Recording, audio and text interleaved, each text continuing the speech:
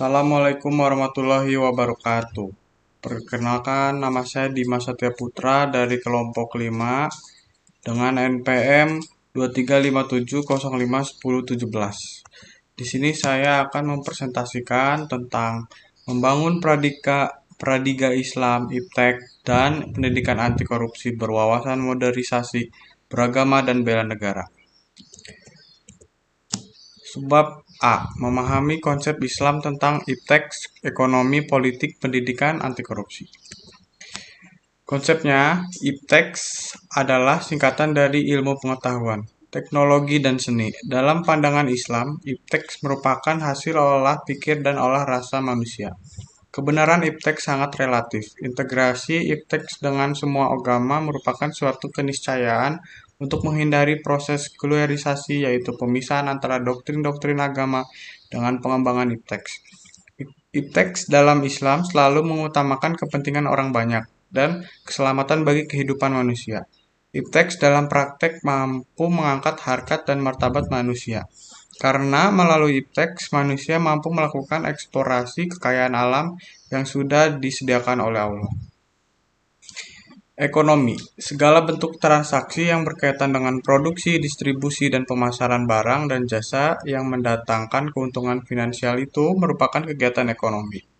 Membahas masalah ekonomi dalam Islam akan berkaitan dengan rezeki yang manusia peroleh untuk memelihara kehidupannya.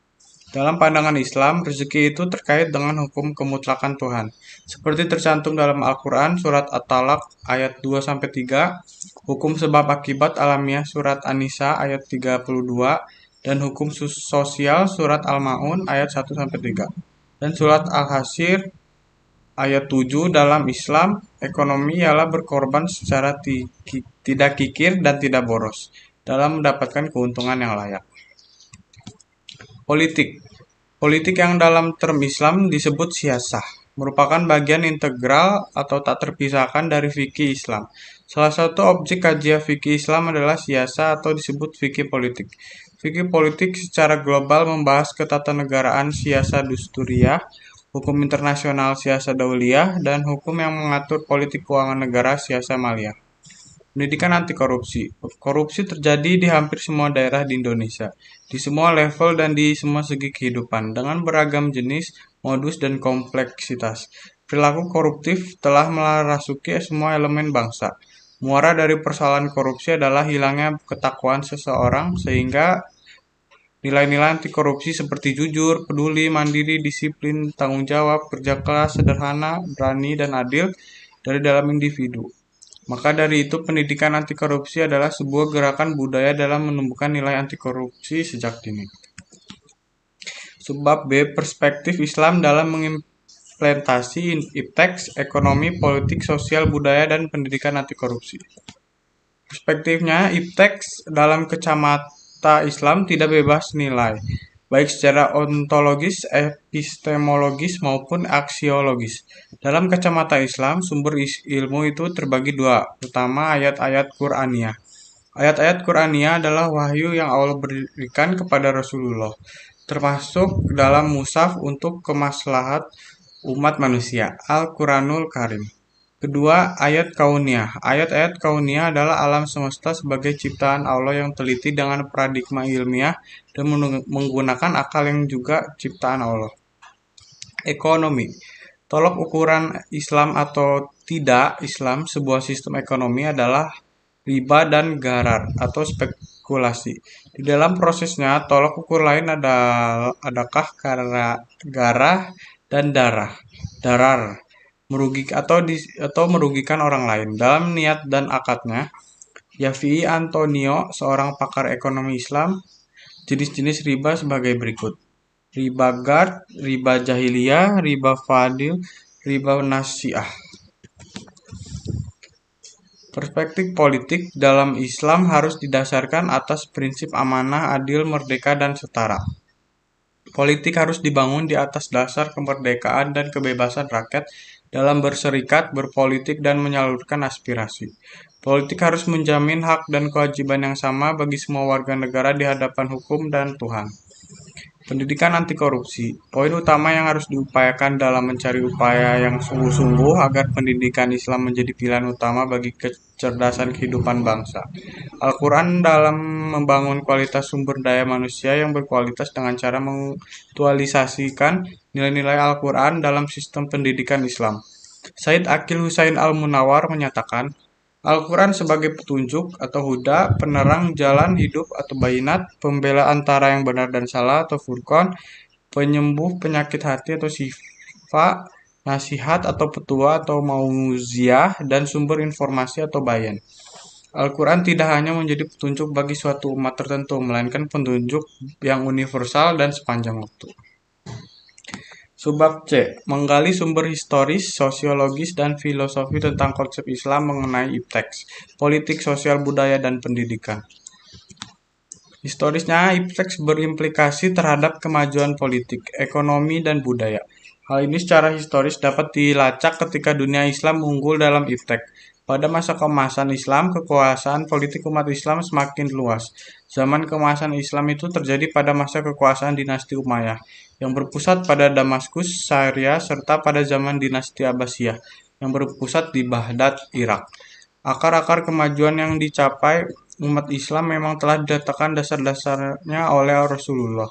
Kemajuan iptek Islam membawa kemajuan umat Islam dalam bidang ekonomi, politik, budaya, dan pendidikan. Subbab D. Membangun argumen tentang kompatibel Islam dan tantangan modernisasi. Sejarah ternyata berjalan cepat. Berbagai persoalan, ketimpang ekonomi, dan perbedaan status sosial menjadi pemicu konflik antar agama, antar etnik yang menjurus kepada disintegrasi bangsa. Agama dan modernisasi adalah dua tekstual yang berbeda. Keduanya tidak bisa diperbandingkan atau dipertentangkan. Agama berada pada dimensi keyakinan sebagai pedoman hidup manusia. Modernisasi berada dalam ruang budaya dan beradab, di mana agama monoteistik yang menyerah kepada kehendak Tuhan. Modern mengandung arti maju dan berkemajuan dalam segala aspek kehidupan, ideologi, politik, ekonomi, sosial, budaya, dan lain-lain. Modern adalah perubahan sikap dan pandangan dari tradisional ke rasional, dari primordial ke logis dan nalar. Modernisasi merupakan proses terjadinya modernan untuk kemajuan dalam segala bidang kehidupan melalui akselerasi pendidikan dan aktualisasi teknologi. Mendeskripsikan esensi dan urgensi kontekstualitas pemahaman Islam dan menghadapi tantangan modernisasi. Modernisasi akibat kemajuan iptek telah mengubah pola pikir, pola pergaulan, dan pola kehidupan secara masif.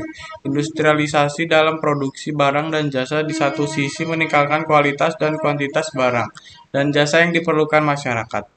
Dalam proses modernisasi ini, seringkali kaum buruh menjadi lemah ketika berkaitan dengan kaum pemodal.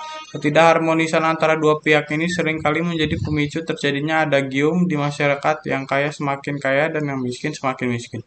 Secara real, Islam harus menjadi solusi dalam menghadapi dampak kemajuan industrialisasi dan derasnya gelombang komunikasi dan informasi. Pemahaman Islam dan menghadapi tantangan modernisasi. Islam sebagai agama rasional adalah agama masa depan, yaitu agama yang membawa perubahan untuk kemajuan seiring dengan kemajuan kehidupan modern. Secara real, Islam harus menjadi solusi dalam menghadapi dampak kemajuan industrialisasi dan derasnya gelombang komunikasi dan informasi. Keterangan ahli. Menurut Kuonto Wijoyo, ada 5 program reinterpretasi untuk memerankan kembali misi rasional dan empiris Islam yang bisa dilaksanakan saat ini dalam rangka menghadapi modernisasi. Program pertama adalah perlunya dikembangkan penafsiran soal struktural lebih daripada penafsiran individual ketika memahami ketentuan-ketentuan tertentu di dalam Al-Quran.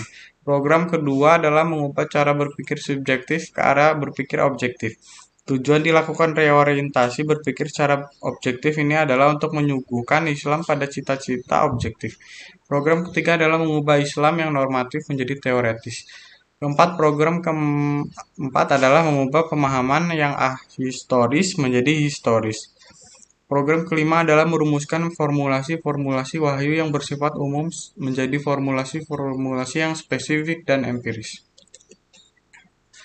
Mungkin segitu aja dari saya. Apabila ada kesalahan kata, mohon dimaafkan. Wassalamualaikum warahmatullahi wabarakatuh.